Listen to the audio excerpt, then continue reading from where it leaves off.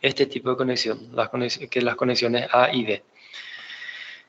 Y como verán aquí, cada conexión tiene su equipo de cierre y abertura de la tubería, digamos, para el paso de agua.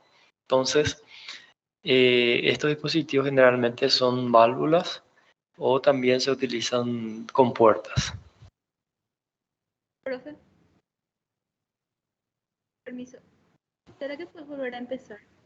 Te estaba escuchando. ¿Alguien quiere hacer alguna consulta? Escucho una voz, no sé si quiere hacer consulta. ¿Se me escucha? Hola, me escucho muy bajo.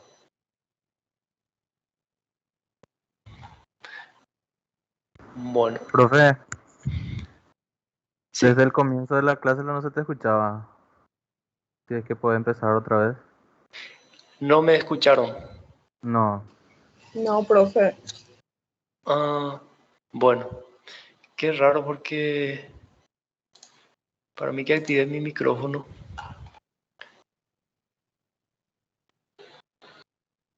Entonces, iniciamos de vuelta.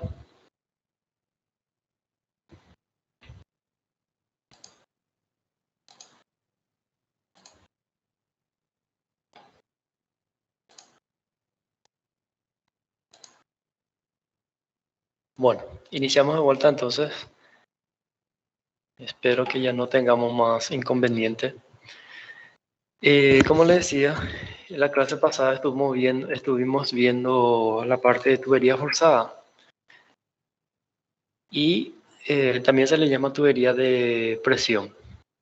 Lo ideal es que cada turbina tenga su propia tubería forzada o su propia tubería de presión. Eso es lo ideal. Pero hay veces, por alguna circunstancia, no se puede tener, digamos, una tubería para cada turbina. Entonces, en ese caso se recurre a este tipo de conexión, a este tipo de conexión y a este tipo de conexión. Aquí tenemos, en esta figura, por ejemplo, tenemos una tubería forzada que alimenta 3 turbinas. Y aquí en la figura de al lado tenemos 2 tuberías forzadas que alimentan 5 turbinas. Como verán aquí, las conexiones forman, digamos, un ángulo de 90 grados.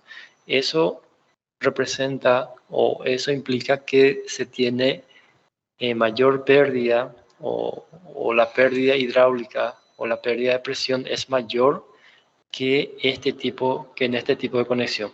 Entonces, aquí por ejemplo tenemos una tubería forzada que alimenta 4 turbinas y la conexión se hace en forma inclinada, digamos. Las conexiones de derivación no forma un ángulo de 90 grados. Entonces, de esa manera se reduce la pérdida de presión. Y otra conexión podría ser de este tipo, ¿verdad? Así como se muestra en la figura D. Entonces, entre estas conexiones, digamos, las conexiones más ideales son las conexiones C y D, que comparado con las conexiones A y B.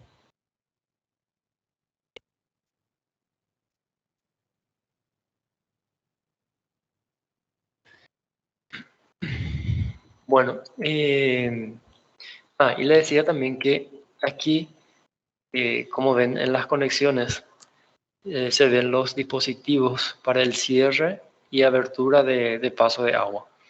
Entonces, generalmente estos dispositivos son válvulas o también pueden ser con puertas. Entonces, ahora vamos a ver lo que son las válvulas y las compuertas. Como habíamos visto también en la clase pasada, del embalse parte, digamos, el agua a través de la toma de agua. Entonces, en la toma de agua se origina la tubería de presión. y en la toma de agua siempre se coloca los dispositivos de cierre y abertura del paso de agua. Entonces, en el origen de la tubería de presión se instala un órgano hermético de obstrucción o obturación que generalmente sería una válvula de compuerta.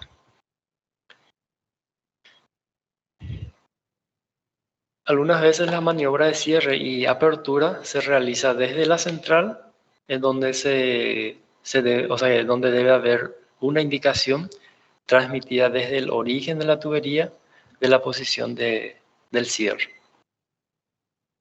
Y en este caso, el motor que se utiliza para el cierre o para la maniobra de cierre y apertura de la compuerta, el motor debe ser reversible y debe contar con un interruptor de fin de carrera para que pueda interrumpir el funcionamiento del motor cuando llegue al punto extremo, ya sea de cierre o de apertura de la compuerta.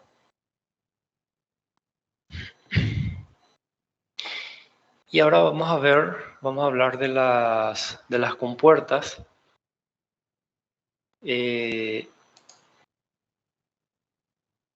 Las compuertas se utilizan para cerrar las conducciones de agua, que podría ser canales de derivación o también tuberías, y también sirve para regular el caudal de agua en dichas conducciones. Aquí vemos una imagen de una compuerta. A este tipo de compuerta se le llama compuerta vagón. Como verán, esta compuerta o la compuerta de esta imagen tiene una dimensión de 6 metros de altura y 4 metros de ancho. Entonces, en los aprovechamientos hidroeléctricos, las compuertas se sitúan en las tomas de agua, como les había dicho, y también en los desagües de fondos y en los canales de derivación. En los aprovechamientos hidroeléctricos es frecuente cerrar los vanos de pasos de agua por medio de tableros de forma rectangular que se apoyan en la parte inferior sobre un umbral de piedra, de madera y hierro, y en las partes laterales sobre ranuras generalmente verticales. Como vemos aquí en esta imagen, esta compuerta tienen varios rodillos que son fijos rodillos con ejes fijos a la compuerta. Y para que pueda rodar estos rodillos, debe haber una ranura para que pueda rodar estos rodillos. Estos tableros, este tipo de tableros, están constituidos de madera o de estructuras de acero laminado, y al conjunto se le denomina compuerta deslizante.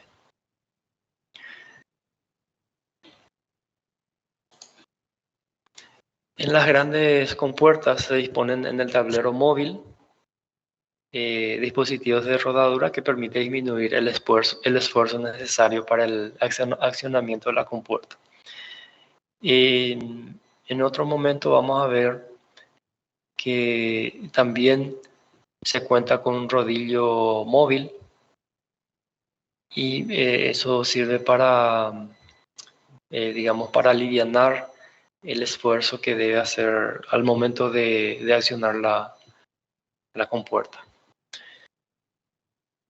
Bueno, entre las compuertas de tablero, digamos, podemos mencionar la compuerta vagón. En este caso, tenemos una compuerta vagón montada en la toma de agua de una central hidráulica. Esta sería la compuerta vagón. Este sería el embalse. Aquí vemos las rejillas que se colocan para atajar los cuerpos para que no se introduzca en la tubería. Y aquí se ve la compuerta. Y esta sería la imagen de una compuerta vagón montada en la toma de agua.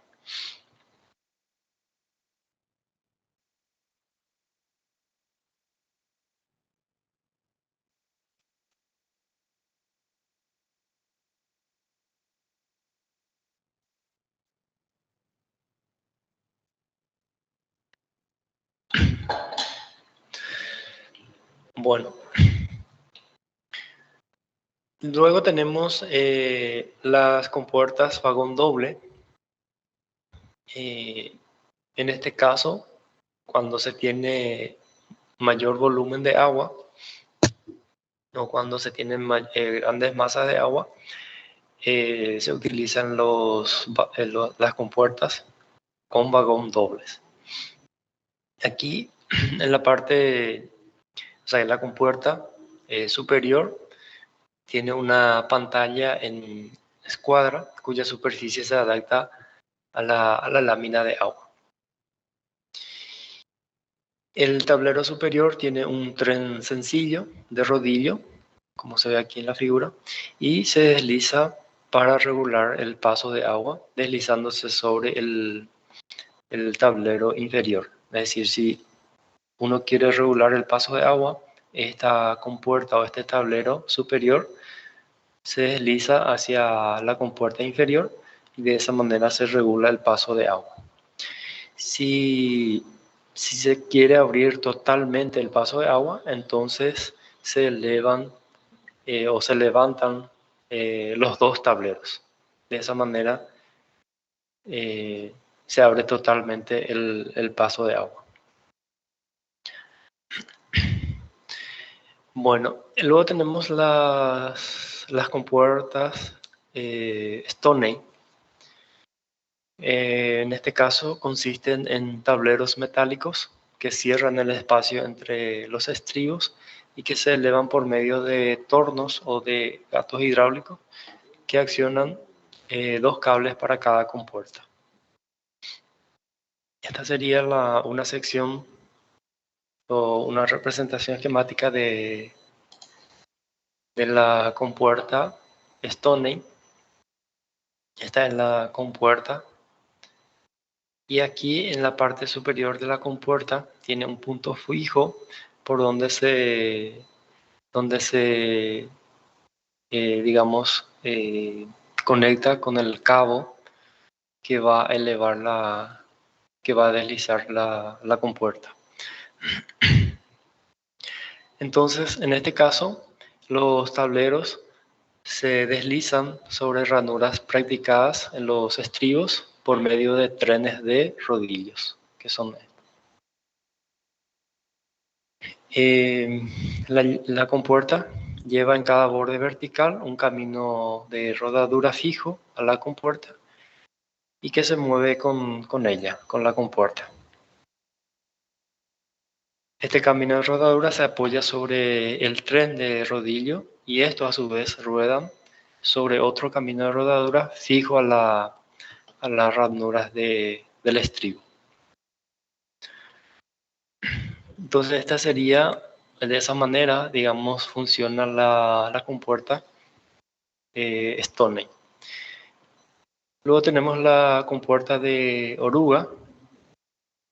En este caso tenemos una lámina de metal o lámina de acero, y esa lámina de acero está equipado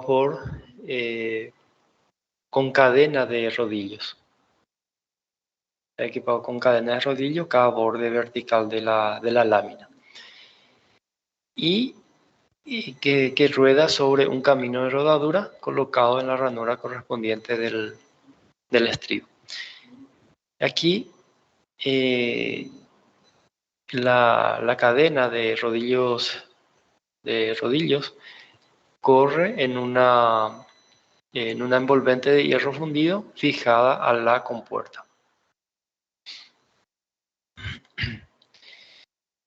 Y en este caso, aquí, como se ve en la figura, se tiene una superficie medio inclinada. Entonces, cuando se desliza hacia abajo la compuerta y cuando toca esta superficie inclinada, la compuerta se coloca en esta posición, en forma inclinada. Entonces, de esa manera, cierra el paso de agua. Al colocarse en esta posición, se cierra el paso de agua.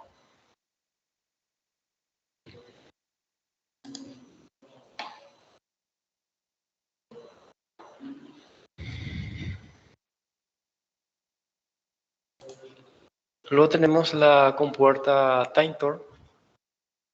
En este caso, cuando se tiene mayor caudal de agua, se puede recurrir a las compuertas Taintor y a las compuertas de sector, que son las compuertas que se utilizan para grandes caudales de agua. Esta sería una figura de una compuerta Taintor con contrapeso. En este caso, la compuerta está constituida por una estructura metálica, que sería esta parte. Tiene la forma de un sector cilíndrico con generatrices horizontales apoyadas a una generatriz extrema en el umbral y la otra formando la coronación de la compuerta. En este caso, esta superficie cilíndrica de la compuerta forma el paramento en contacto con el agua del embalse. Y de esa manera resiste la presión del agua que se encuentra en el embalse. Y o sea que esta parte de la compuerta está constituida por revestimiento de plancha metálica o tablazón de madera.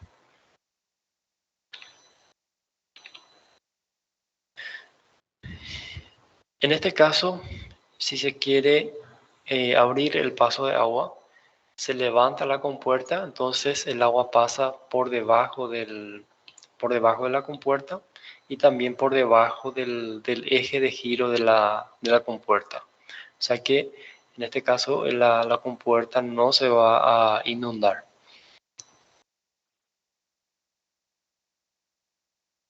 El inconveniente de este tipo de compuerta es la impermeabilización, ¿verdad?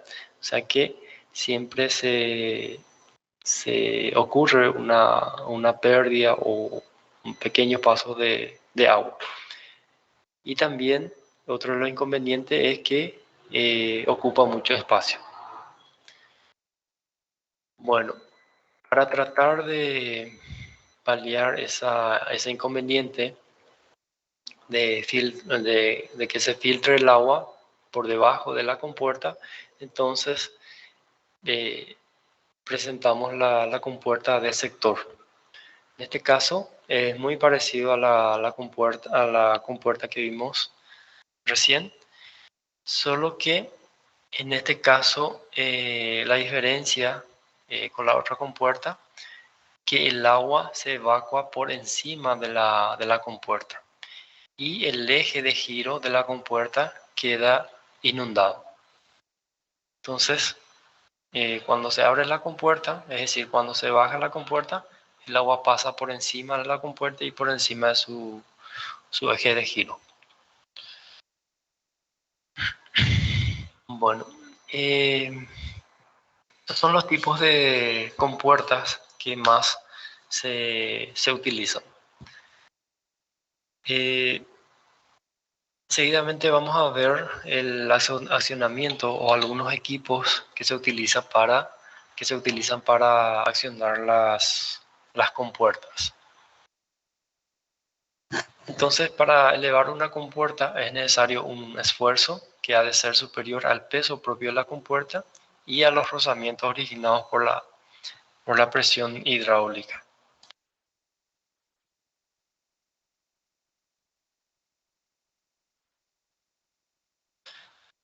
Entonces, digamos, se necesita de algún mecanismo o algún equipo para accionar la compuerta, para elevar, principalmente para elevar, porque generalmente las compuertas al momento de cerrar se cierra o se baja por su propio peso. Solamente las compuertas de pequeñas dimensiones pueden accionarse manualmente y en ese caso se utiliza un torno con eje de madera o hierro accionado por dos manivelas y muchas veces provistos de engranajes. Acá, por ejemplo, vemos un elevador de tornillo que sirve para accionar una compuerta de pequeña dimensión o de pequeñas dimensiones. Luego, para compuertas de mayor peso o de mayor dimensión, podemos utilizar varios dispositivos. Entre esos mecanismos tenemos la cremallera con rueda sencilla o varias ruedas. Tenemos la cremallera con accionamiento de engranaje y tornillo sin fin. Tenemos el torno de husillo horizontal.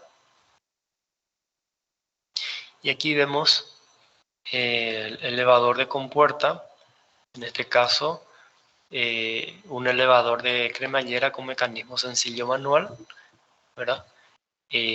Como se ve en la figura, este elevador cuenta con una manivela y este sería el eje de giro de la manivela. A ese eje se encuentra un engranaje que está conectado a otro engranaje de mayor diámetro, ¿verdad? Y ese engranaje se encuentra conectado con el eje principal de la compuerta. Cuando la compuerta es de mayor dimensión, se debe contar con dos ejes, digamos, con un eje para cada compuerta. Y aparte se debe tener un eje principal que es lo que se utiliza para elevar la compuerta o para accionar la compuerta. Luego tenemos el elevador de cremallera con mecanismo de engranaje y tornillo sin fin. Aquí vemos que en este caso se cuenta otra vez con una manivela y esa manivela está conectada a un tornillo sin fin que a la vez está conectado a un engranaje y al girar este tornillo sin fin se acciona este engranaje. Entonces a este engranaje se encuentra este eje, digamos, que es lo que a este eje se encuentran conectados los cabos que eleva la compuerta.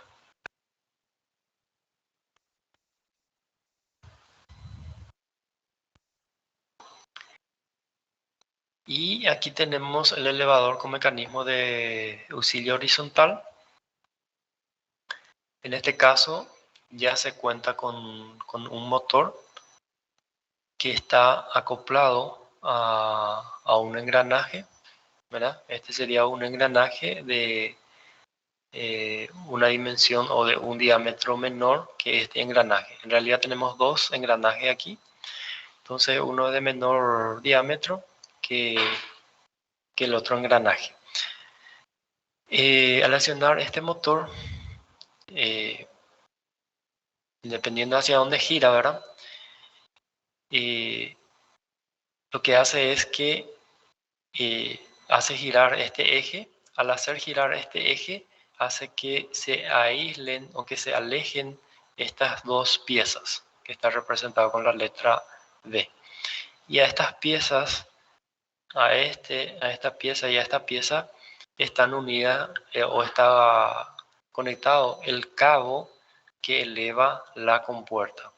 Entonces, dependiendo hacia dónde gira el motor o el engranaje, se aproxima, estas dos piezas se aproximan al motor o se alejan del motor. Cuando se aproximan al motor, se eleva la compuerta. Y cuando se alejan del motor, estas piezas cuando se alejan del motor, se baja la compuerta. Entonces, de esta manera funciona este elevador que se llama torno de auxilio horizontal.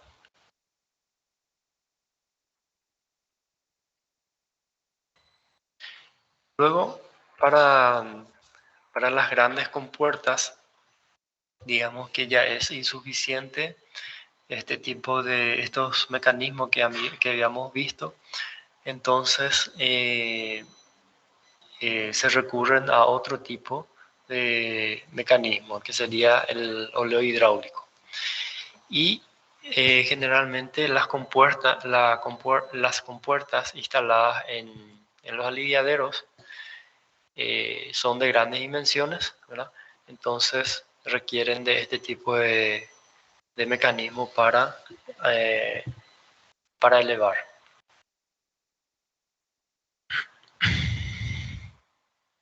Y vemos el esquema de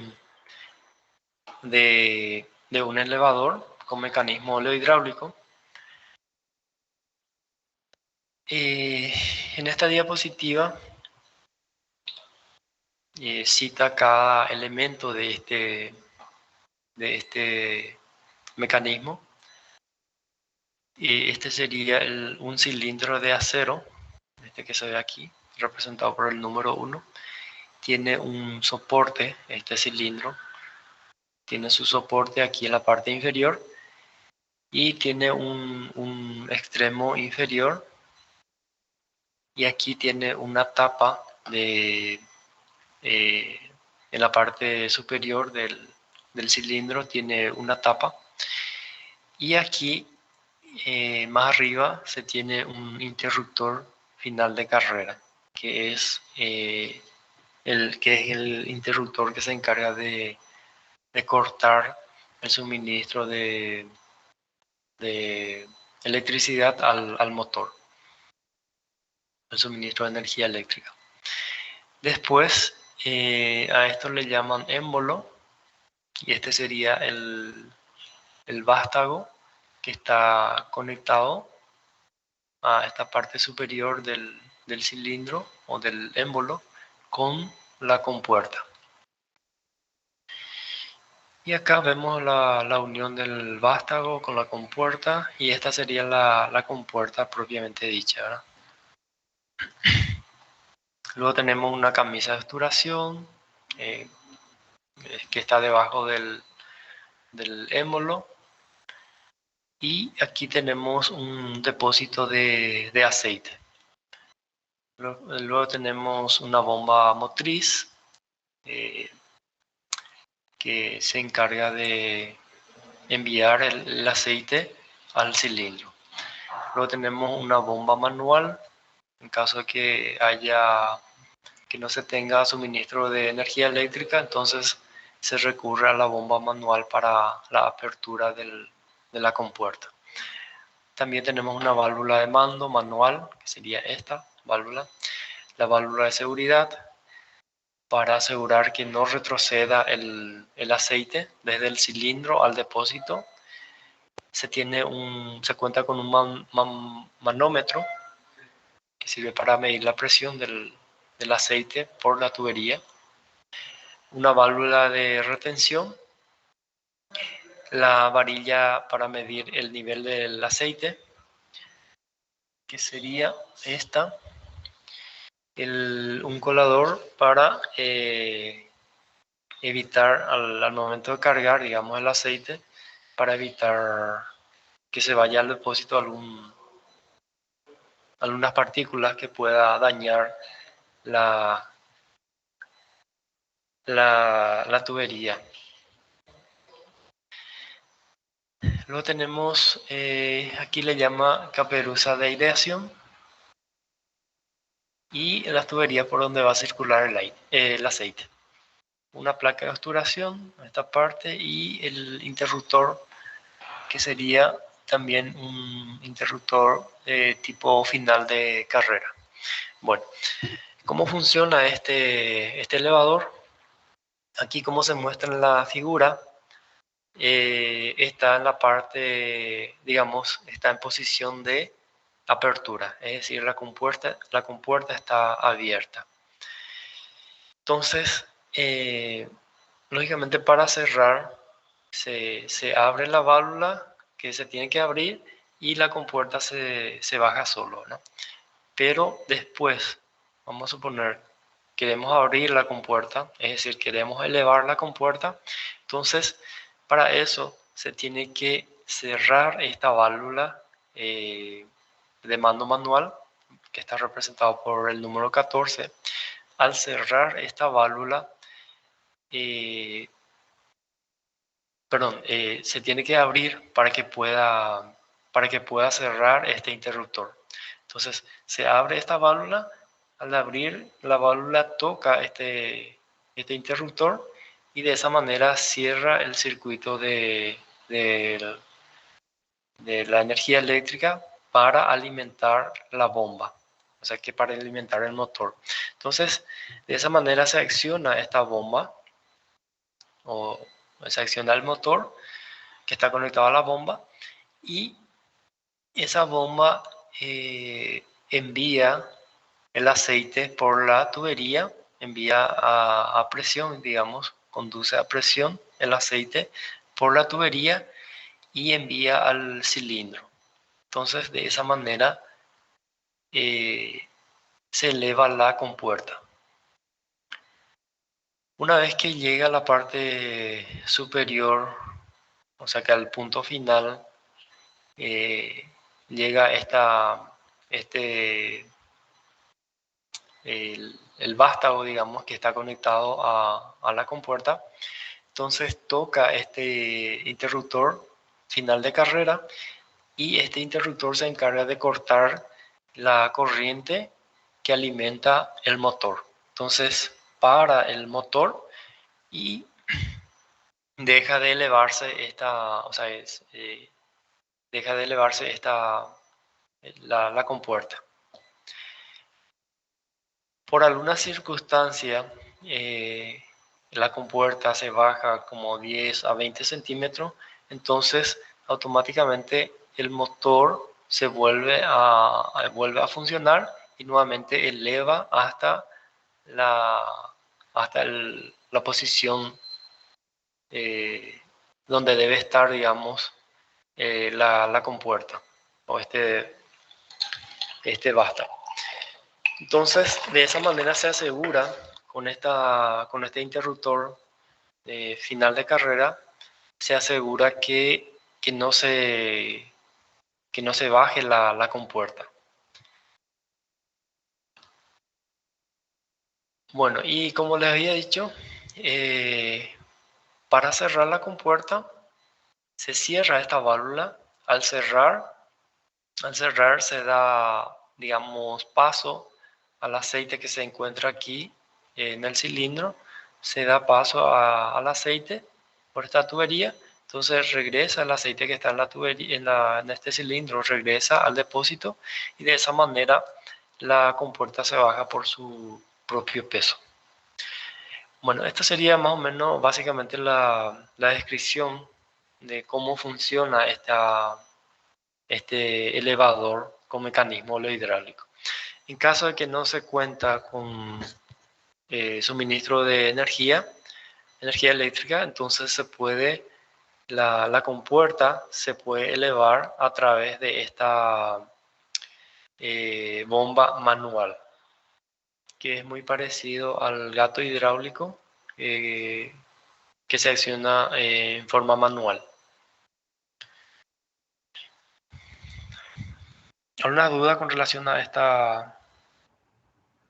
este elevador?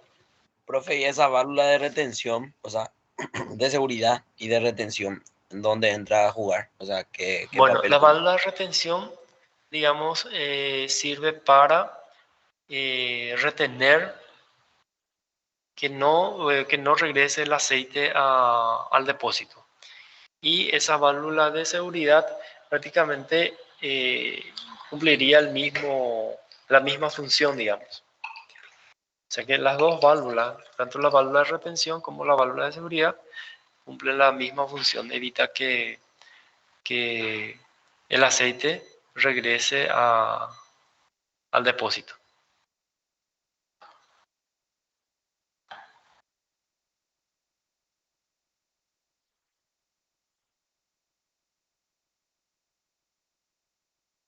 ¿Otra consulta?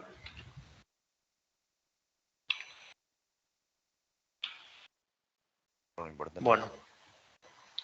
En el material que yo compartí en Classroom está descrito el funcionamiento con más detalle.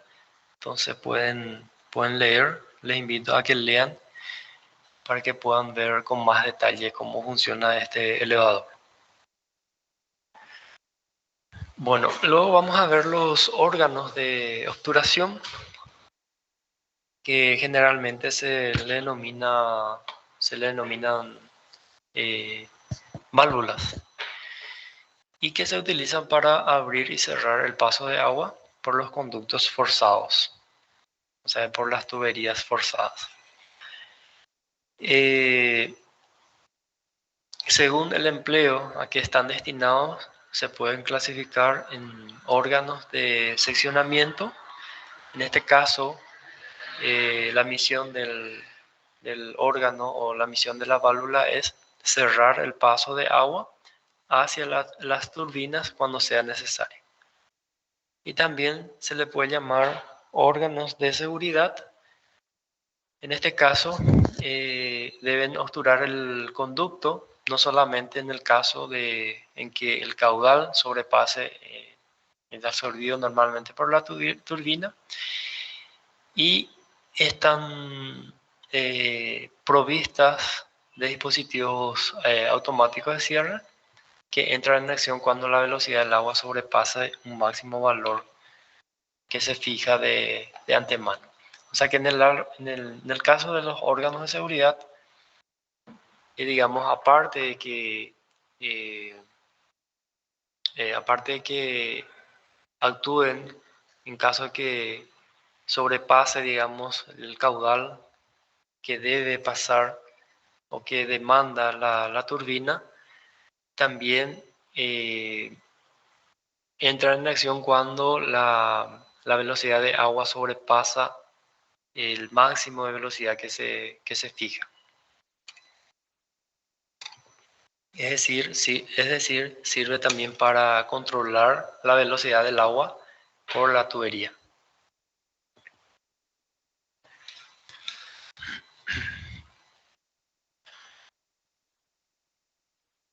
En las instalaciones hidroeléctricas se encuentran varios tipos de órganos de obturación que cumplen además funciones muy diferentes. Entre los más utilizados, o sea que entre los órganos más utilizados tenemos las válvulas de compuerta, las válvulas de mariposa y las válvulas esféricas. Y vemos una imagen de una válvula de compuerta que es muy parecido a la válvula que vimos hace rato, solo que en menor dimensión. O sea que de ahí viene su nombre, digamos, el nombre de válvula de compuerta, porque es parecido a la compuerta de bloque de tablero, perdón. Es muy parecido a la compuerta de tablero que habíamos visto. Y en este caso, como vemos aquí en la figura, ¿verdad? Esta sería la tubería y la compuerta o la válvula en este caso se desliza dentro de este envoltorio que está acá. Y este sería su eje de accionamiento de la válvula. Esta sería una válvula de mariposa. En este caso, este tipo de válvulas se emplean especialmente como órganos de emergencia y de seguridad en el arranque de las tuberías forzadas de la central hidroeléctrica y constan de una caja con un disco o plato de cierre, que se ve aquí, lenticular y que gira sobre un eje diametral. Es decir, este plato de cierre gira sobre este eje que se ve aquí. Entonces a este tipo de válvula se le llama válvula de mariposa. Luego tenemos las válvulas esféricas, como se ve aquí en la figura. Esta sería una parte de la válvula y que en este caso esta parte o esta pieza gira dentro de la válvula. O sea que es una pieza que gira dentro de la válvula. Y después tenemos los obturadores móviles, que serían estos. Estas piezas son las piezas que cierran el paso de agua.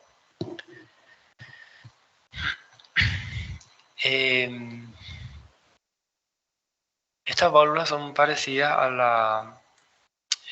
la llave de paso que se utiliza en las tuberías, en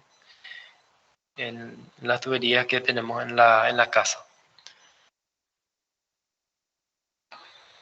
Bueno, entonces estos son los equipos o órganos de obturación que se emplean en las centrales hidroeléctricas.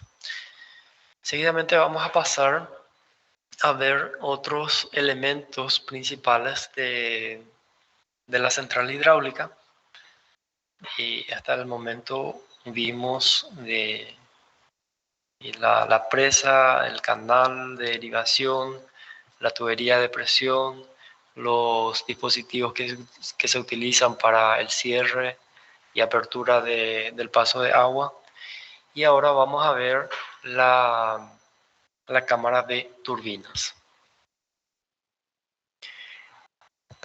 Cámara de turbinas se denomina al espacio destinado para el alojamiento de las turbinas hidráulicas. A ese espacio se le llama cámara de turbinas. Y se puede clasificar o se puede denominar cámara de turbinas abierta en caso de que las turbinas se encuentren a la intemperie, digamos. Y también se puede denominar cámaras de turbinas cerradas. Primero vamos a ver la cámara de turbina abierta. En este caso, la cámara de turbina o la cámara de turbinas se encuentra o está en comunicación con el exterior. Y se utiliza solamente en saltos de pequeña altura y cuando es posible hacer llegar directamente al distribuidor de las turbinas el agua procedente del canal de derivación. En las cámaras abiertas se pueden utilizar las turbinas de eje vertical y también se pueden utilizar las turbinas de eje horizontal. Entonces aquí vemos un esquema de una cámara de turbina abierta que tiene alojado a una turbina de eje vertical. Entonces, en este caso, la cámara de turbinas queda por debajo de la sala de máquina.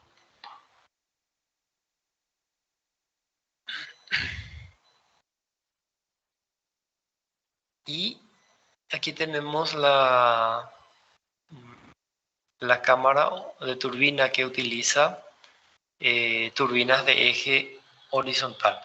En este caso, la cámara queda situada contigua a la sala de máquinas y al nivel de agua arriba por encima del piso de la sala de máquinas. O sea que Esta sería la turbina y la cámara de turbina queda situada continua a la sala de máquinas. Esta sería la sala de máquinas. Y en este caso, esta sería la sala de máquina y esta es la turbina. Entonces, la cámara de turbina queda por debajo de la sala de máquina. En cuanto a la cámara de turbina cerrada, en este caso se denomina así porque no están en comunicación con el exterior. Y dentro de la cámara cerrada, lo que más se utiliza es la cámara en espiral. Entonces,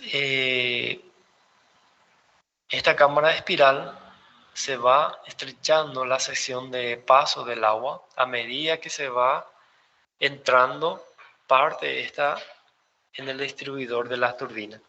Y así se puede conseguir igual velocidad en toda la longitud de la cámara. Y también de esa manera se evitan las vibraciones producidas por los cambios de velocidad.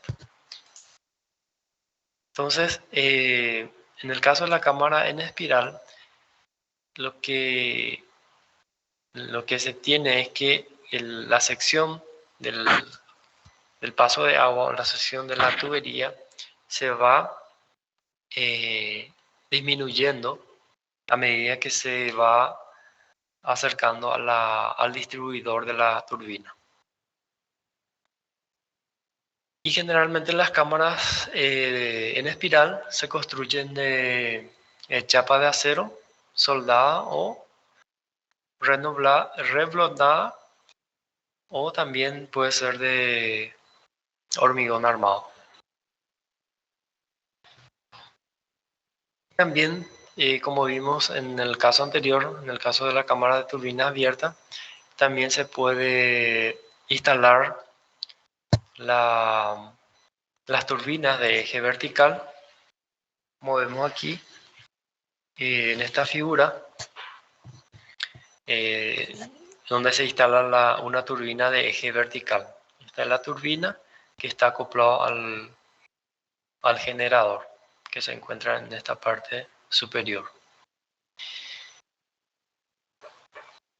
Entonces, las turbinas de eje vertical se instalan dentro de la cámara de turbina cuando el piso de la sala de máquinas no quede libre, no queda libre del peligro de inundación durante las máximas riadas. En ese caso se instalan las turbinas de eje vertical. Y también se pueden instalar las turbinas de eje horizontal, principalmente cuando el salto hidráulico es de gran altura. Tienen la ventaja de una mayor accesibilidad a los órganos de la turbina, y además queda toda la máquina sobre el piso de la central a la vista del personal de vigilancia. O sea que la ventaja de la ventaja de instalar las turbinas de eje vertical es que toda la máquina queda sobre el mismo piso, digamos, sobre el piso de la central. Entonces, de esa manera facilita el control de las máquinas. Y los tipos de turbinas que más se utilizan son las turbinas Francis y Pelton. Aquí, como se ve en esta figura corresponde a una turbina Francis de eje horizontal en una cámara de turbina cerrada.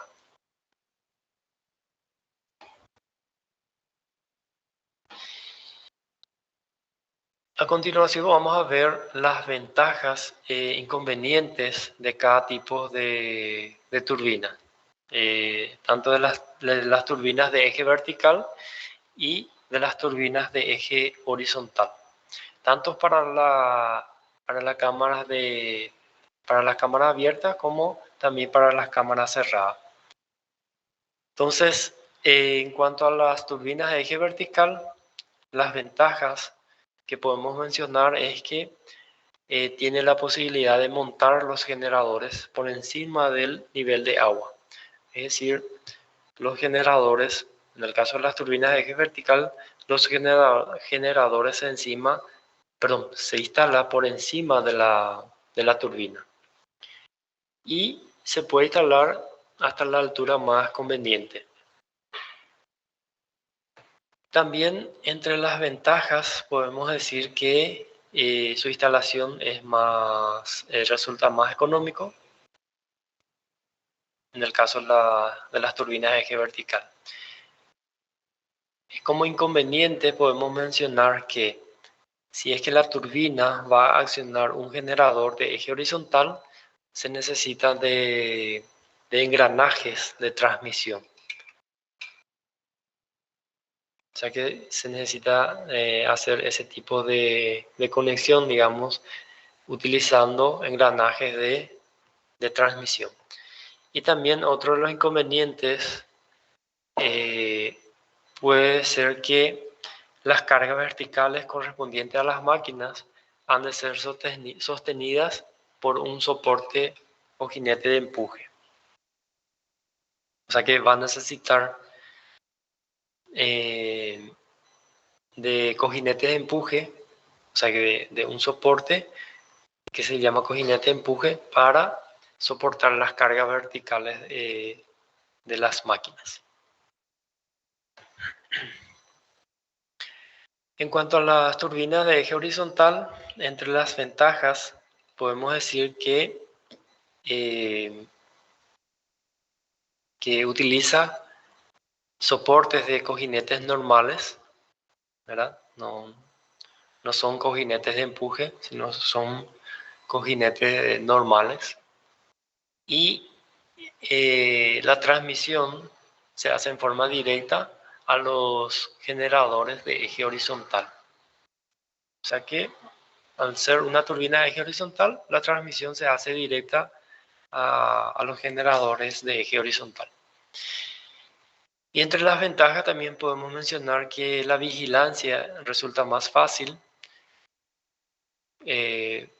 como que todas las máquinas se encuentran a la misma altura, en el mismo piso, entonces resulta más fácil la vigilancia. En cuanto a los inconvenientes, podemos mencionar que requiere de una mayor extensión superficial para la instalación. Entonces, aumenta el costo de instalación, digamos. Y también a la hora de reingresar, o en el punto donde se va a reingresar el agua al canal de desagüe, se requiere de un codo a 90 grados. Entonces, eso implica que aumente las pérdidas de carga o la pérdida hidráulica. Entonces, este sería uno de los inconvenientes de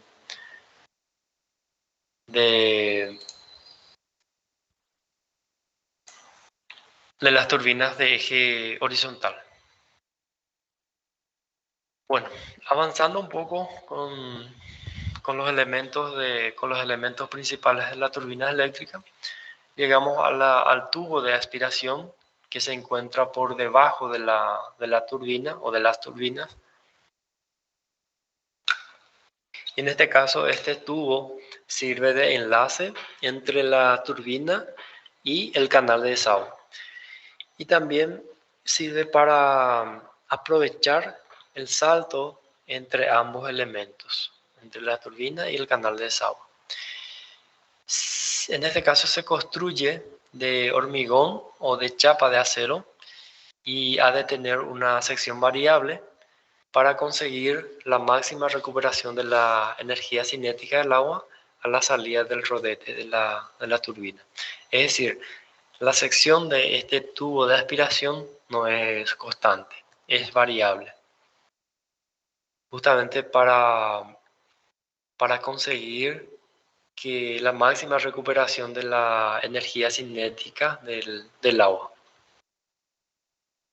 Con ese objetivo se diseña, o sea que el diseño de este tubo de aspiración, su diámetro tiene que ser variable. Y luego tenemos el canal de desagüe,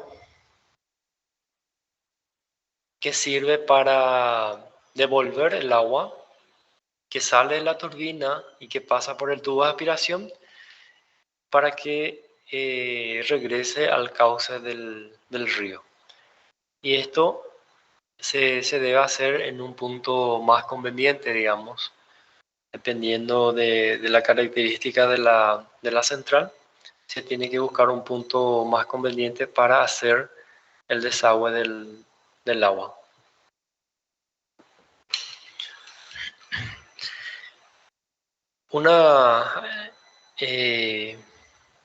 Algo que tenemos que tener en cuenta es que a la salida de las turbinas el agua tiene todavía una velocidad importante, entonces tiene todavía poder erosivo, y para evitar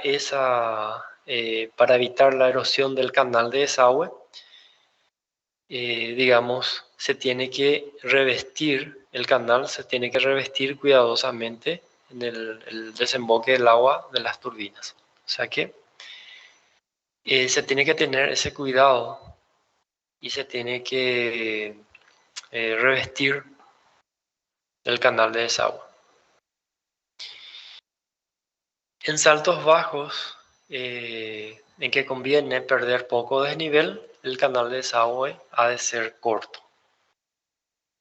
Y en saltos de gran altura, y especialmente en aquellos en que el agua arrastra poco o ningún material sólido, el canal de desagüe puede ser de mayor longitud.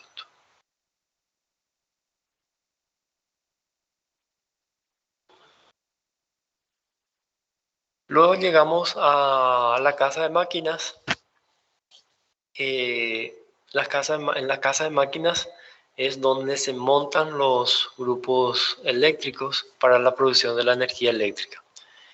Y también se instalan los equipos auxiliares que son necesarios para el funcionamiento de la central.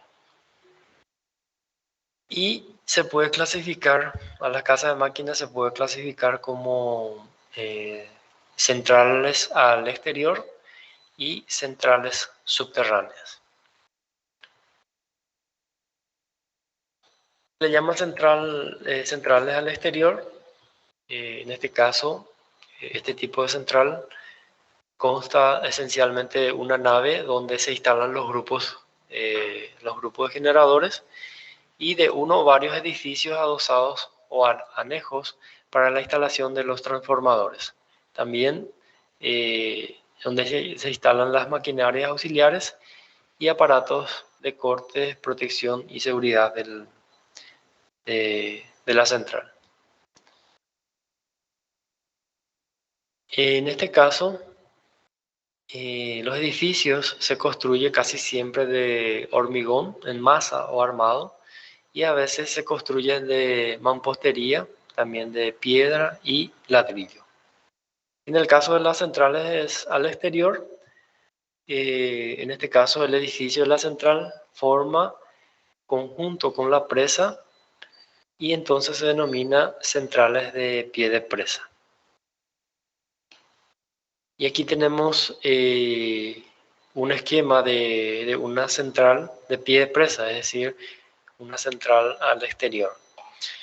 Aquí tenemos el embalse, la toma de agua, la tubería de presión que va hasta las turbinas, y aquí tenemos el canal de desagüe.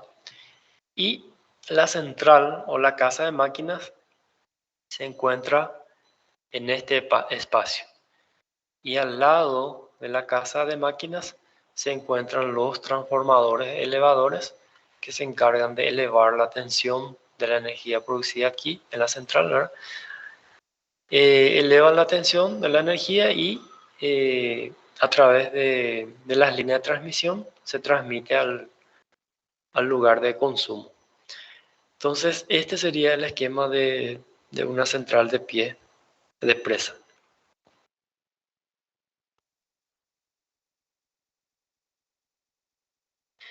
Si las centrales de máquinas, si las casas de máquinas no pueden situarse en la inmediata cercanía de la presa, entonces lo mejor es situarla de forma que el canal de desagüe sea de corta longitud.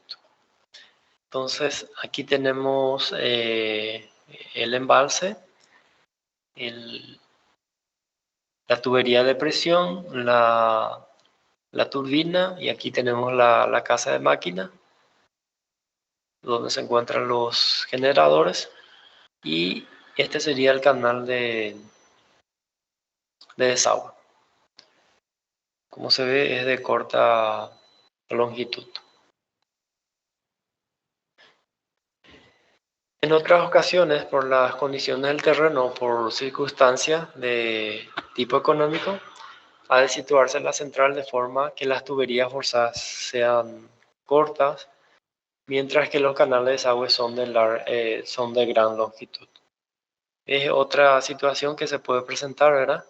Donde la tubería de presión es de corta longitud y el canal de desagüe es de mayor longitud.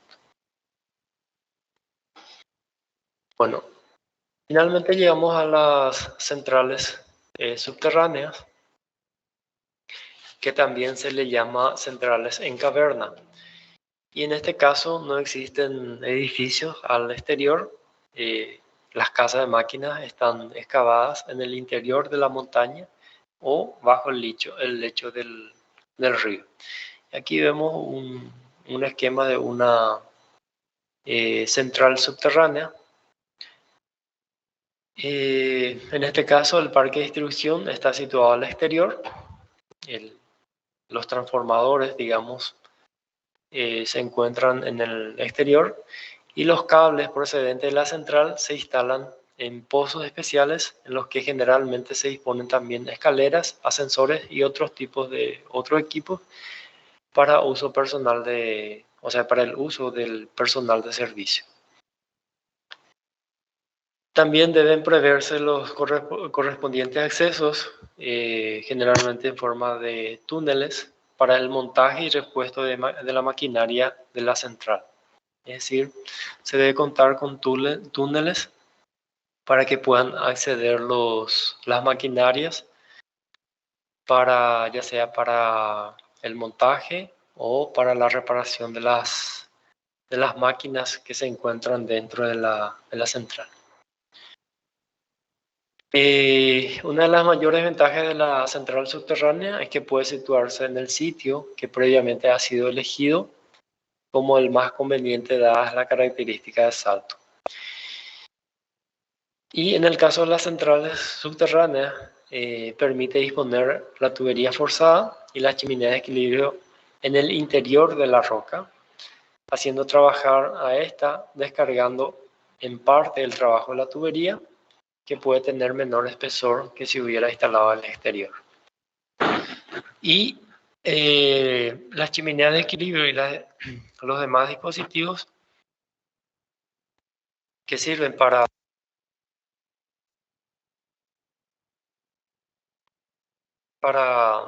evitar el golpe de ariete pueden tener menores dimensiones.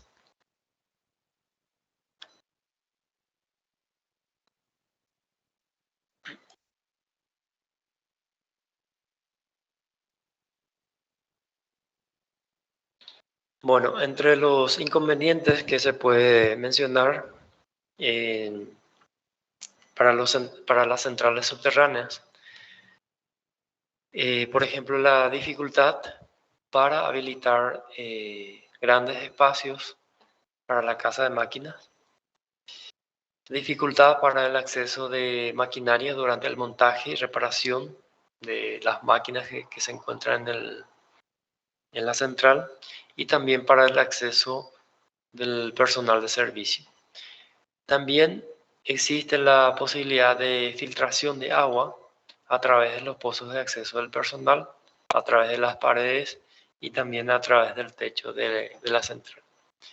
También se tiene dificultades psicológicas en el personal de servicio que puede quedar afectado de claustrofobia.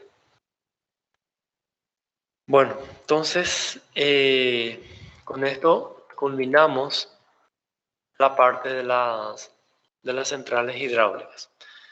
Vimos los diferentes tipos de centrales hidráulicas que podemos tener. Vimos los elementos principales de las centrales hidráulicas. Y con eso culminamos, digamos, la parte de centrales hidráulicas.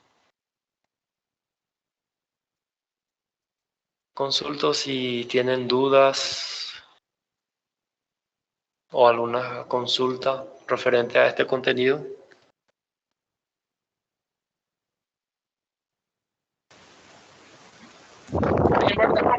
Todo muy claro. Ok, gracias. Bueno, les recomiendo que vayan leyendo, por favor, el material. Como guía de estudio pueden utilizar las diapositivas que yo presento en clase, ¿verdad? Generalmente coloco ahí los temas más que a mí me parecen más relevantes, ¿verdad? Entonces pueden utilizar como guía de estudio y les sugiero que vayan leyendo el material.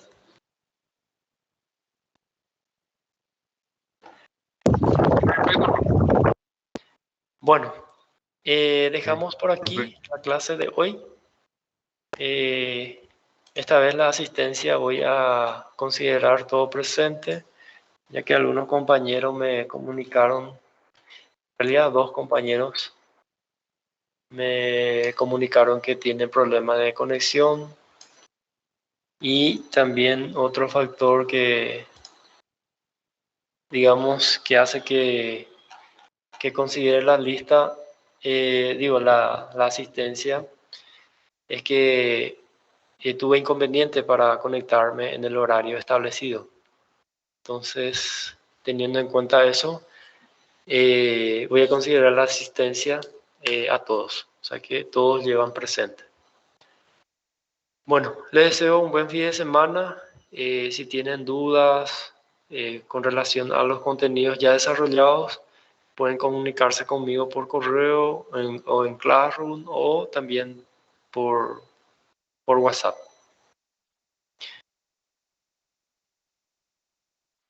Está bien, profe. Gracias. Ok, profe. Gracias. Sí.